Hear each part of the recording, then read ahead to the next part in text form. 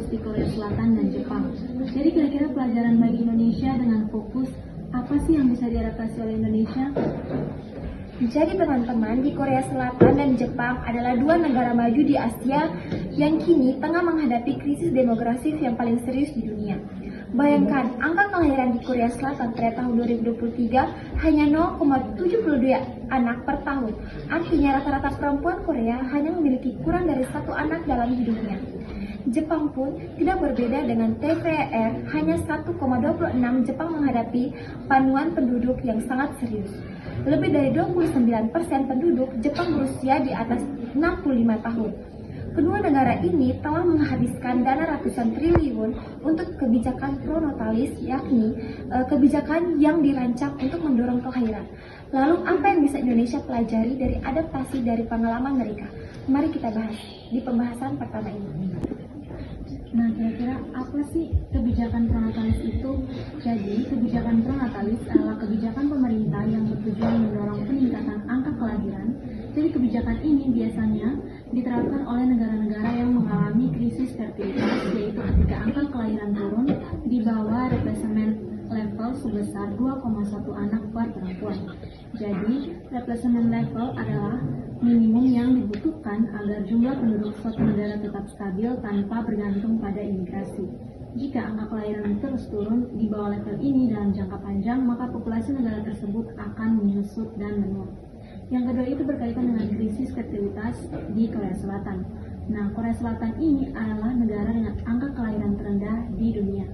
TVR Korea Selatan terus jatuh dari 4,5 pada tahun 1970 menjadi 1,47 pada tahun 2000 dan mencapai titik terendah sepanjang sejarah yakni hanya 0,72 pada tahun 2023. Jadi apa sih penyebabnya? Penyebabnya itu yaitu biaya hidup dan pendidikan yang sangat tinggi, harga properti yang tidak terjangkau terutama di Seoul, tekanan karir yang besar bagi generasi muda, serta perubahan nilai sosial yang membuat banyak anak muda menunda bahkan menghindari pernikahan dan memiliki anak. Jadi pemerintah Korea Selatan sudah mengelontarkan lebih dari 2.000 triliun won sejak tahun 2006 untuk berbagai program pronatalis. Namun hasilnya angka kelahiran justru terus menurun. Yang berikut kita masuk yang ketiga, yaitu kebijakan pronatalis Korea Selatan. Jadi beberapa kebijakan pronatalis utama yang diterapkan Korea Selatan meliputi yang pertama itu adalah tunjangan kelahiran. Setiap bayi yang lahir menerima tunjangan tunai sebesar 2 juta won dari pemerintah, ditambah tunjangan bulanan selama setahun pertama.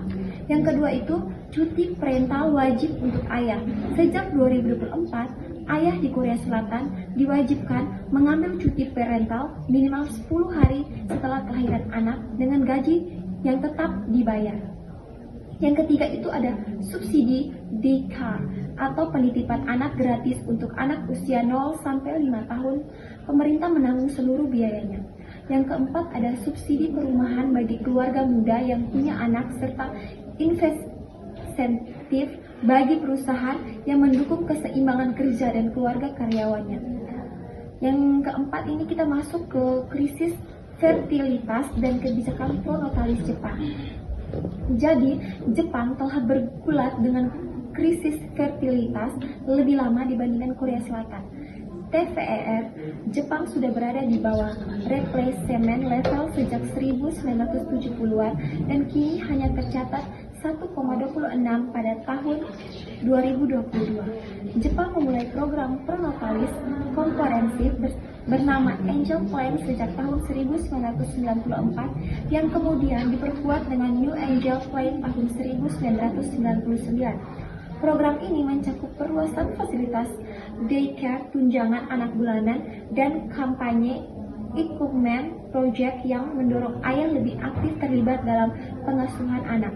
Pada tahun 2023, Jepang meluncurkan Children's Future Strategy dengan nilai 3,5 triliun yen yang untuk memperkuat seluruh program dukungan keluarga.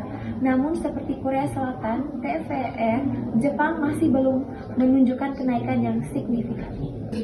Di bagian kelima itu ada pelajaran bagi Indonesia, apa saja yang bisa diadaptasi.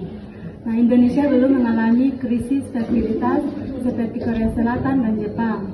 TFR Indonesia pada tahun 2022 itu masih berada di angka 2,14. Namun di kota-kota besar, tren penurunan fertilitas itu sudah mulai terlihat.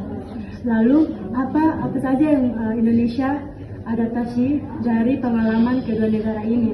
Yang pertama ada kebijakan cuti parental yang berkeadilan gender.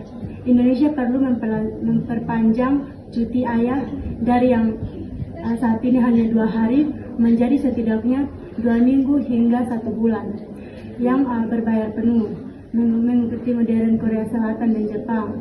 Ini penting agar penguasaan anak tidak hanya menjadi beban perempuan. Yang kedua itu perluas dan subsidi fasilitas penitipan anak. Di kota-kota besar Indonesia, banyak ibu bekerja kesulitan menemukan daycare yang terjangkau dan berkualitas. Pemerintah dapat mengadaptasi model subsidi daycare dari Korea Selatan. Ketiga itu insentif bagi perusahaan yang mendukung work-life balance, perusahaan yang menyediakan ruang laktasi, jadwal kerja fleksibel, dan mendukung cuti parental karyawan bisa mendapatkan insentif pajak dan pemerintah. Yang keempat ada edukasi keluarga berkualitas. Indonesia dapat mengadaptasi kampanye kesadaran seperti Ikumen Project dari Jepang untuk mengubah budaya pengasuhan anak agar lebih seimbang antara peran ayah dan ibu. Yang bagian 6 yang tidak cocok diadaptasi. Tentu tidak semua kebijakan pronatalis Korea dan Jepang itu cocok diterapkan di Indonesia. Mengapa? Indonesia masih memiliki daerah-daerah yang TFR tinggi seperti Papua dan NTT. Kebijakan pronatalis universal dan justru bisa bertentangan dengan upaya menurunkan angka kelahiran di daerah-daerah tersebut. Selain itu, tunjangan kelahiran tunai dalam jumlah besar seperti di Korea Selatan membutuhkan kapasitas fiskal yang sangat besar, yang belum tentu bisa dipikul oleh anggaran negara Indonesia. Yang paling penting, bukti empiris dari Korea Selatan dan Jepang membuktikan bahwa insentif finansial saja tidak cukup. Perubahan struktural dan kultural jauh lebih menentukan keberhasilan kebijakan kependudukan. Selanjutnya akan dijelaskan oleh teman Tasya. Baik, yang ketujuh itu analisis akademik. Secara akademik, Peter McDonald dan Gender Equity Theory of Fertility menjelaskan bahwa fertilitas akan terus menurun ketika terdapat ketimpangan antara kesetaraan gender di dunia kerja dan ketidaksetaraan di dalam rumah tangga. Ini menjelaskan mengapa perempuan Korea Selatan dan Jepang yang berpendidikan tinggi dan bekerja justru memilih tidak punya anak. Ketika peran domestik masih dibebankan sepenuhnya kepada perempuan, sementara